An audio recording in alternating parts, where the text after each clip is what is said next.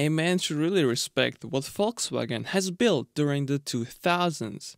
No need to be a die-hard fan to be left speechless, seeing the engine portfolio gathered by VRs, Ws, 5-valve engines, and unprecedented diesel units. Certain things do not need a fundamental reason to exist. For instance, the V10 TDI without a question, but since it happens to be, why not talk about it? What are its strong sides?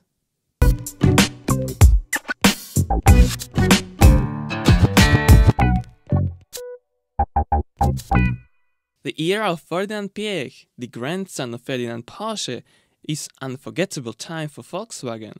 Without a doubt, it was the best thing it could happen for the brand at the time, as Piech really showed the world what VW is capable of. Not only Germans brought their first attempts in the luxury segment, they really stepped up the game with the insane engine lineup, especially pushing the boundaries of conventional gasoline and diesel units. By the end of the 1990s, Volkswagen had a nice portfolio of cars ranging from a small Polo up to the large Transporter and Charan. Those were practical cars, but Piech thought of Volkswagen as a more luxury-capable brand despite the name Volksvehicle, and this is where the Touareg and Phaeton played an important role. The first one to be an SUV with as much comfort on board as possible, with true off-road capabilities, and the latter an S-Class rivaling sedan able to run at 300 km/h all day long at 50 degrees Celsius, maintaining 22 degrees Celsius onboard temperature. To achieve that luxury feels, Volkswagen needed a fair amount of proper engines, not just small 5 and 6 cylinders. Since most sales were targeted at Europeans, diesel engines were anticipated to sell the best. But Volkswagen was not satisfied with a range of 2.5 to 3 liters. The TDI technology has come a long way by then, and it was ready to shock the world. And it came out of nowhere. A 5-liter, 10-cylinder, twin-turbo diesel burner. It was the most powerful diesel in the lineup and second most powerful, just behind the gasoline 6-liter W12. Remember, this was long before V10 TDI, and Europeans were not yet used to such diesel mammoths.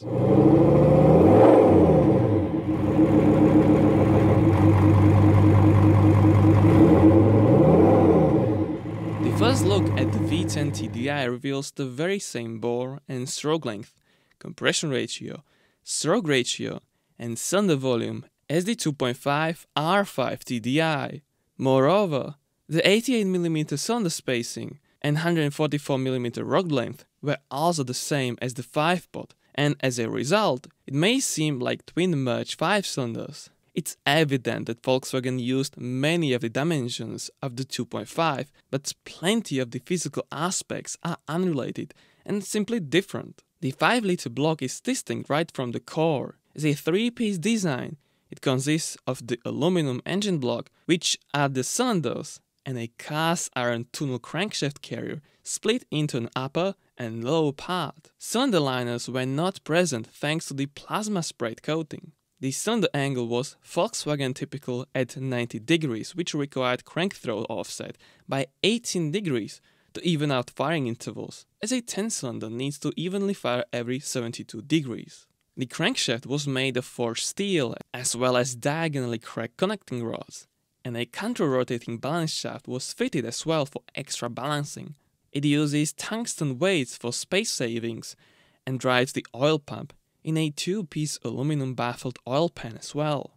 Heads are also cast aluminum and actually accommodate only a single camshaft per head with 2 valves per cylinder. Concentric valve springs and bucket habits operate the valves, and 10 unit injectors with solenoids are also cam managed. This is a pre-common rail system which has plain valve covers. The V10 TDI is relatively compact, as many accessories are hidden near the engine block. The start motor is under the passenger side turbocharger, and the alternator and the water pump are in the valley. In a typical German symmetrical fashion, there are many parts in pairs. Twin air filters, twin mass sensors, twin air intakes, twin intercoolers, twin Bosch ECUs, and twin Garrett GT1852 V turbochargers with electronically controlled boost and variable vanes.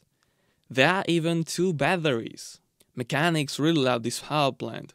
Oil changes are pretty straightforward. Perhaps even the alternator is okay to swap around, but for many other jobs, it requires a powertrain drop rod through the bottom. Not only everything is so tightly fitted to the engine, there is also very limited room in the engine bay. Since the V10 is no perfect engine, actually quite the opposite, the engine may be out numerous times. To sum it up, parts are not cheap here, and an optional warranty often paid off for many owners multiple times over.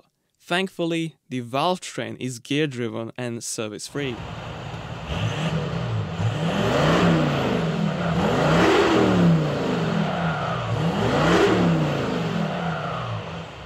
The engine itself is nothing quite special. The technologies were shared with other TDI units, and its power and torque per cylinder are comparable to its smaller siblings as well. On the other hand, there is very little in the world like the V10 TDI that makes it special enough for many people. Some describe the torque as the Touareg was reversing the Earth's rotation while trying to climb out of the atmosphere. What made it truly special was the sheer size of the swept cylinder volume and the monumental torque right from 2000 RPM. Right off the bat, with just under 63 horsepower per liter, the V10 TDI may seem underpowered out of the factory. Considering a 4-liter Mercedes engine had nearly the same figures, obviously Volkswagen was not pushing the limits with this power plant. The 5-liter is capable of much higher figures, as 40 to 50 horsepower is easily achievable. Even the R50 Touareg edition made 350 horsepower from the stock. However, the trickery is in the turbos, which are not made for any more than that. Any spike in torque band should be avoided to spare those factory turbos. The fuel system should flow reliable up to 450 horsepower, but then transmission issues may occur. The IC unit was not made much beyond 810 Nm, and a $6,000 bill for a new piece is a hefty price, as is the $1,400 figure for a turbo.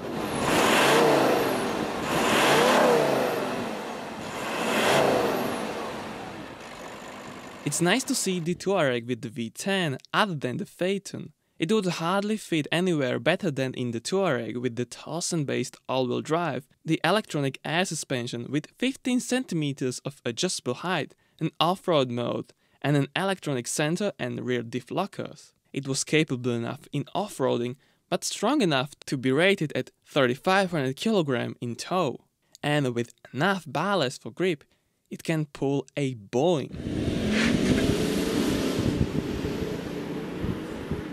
The 5.0 V10 TDI is an amazing engine that most likely you don't want to own without a warranty. It won an International Engine of the Year award twice, in 2003 and 2004, but owning it for a long time is a true manifestation of lavishness, as it is not even spectacular on fuel consumption either. By the way, a racing team once used a heavily modified version of the engine for 24 hours of Le Mans, tuned by Caterpillar for a Lola B2K/10.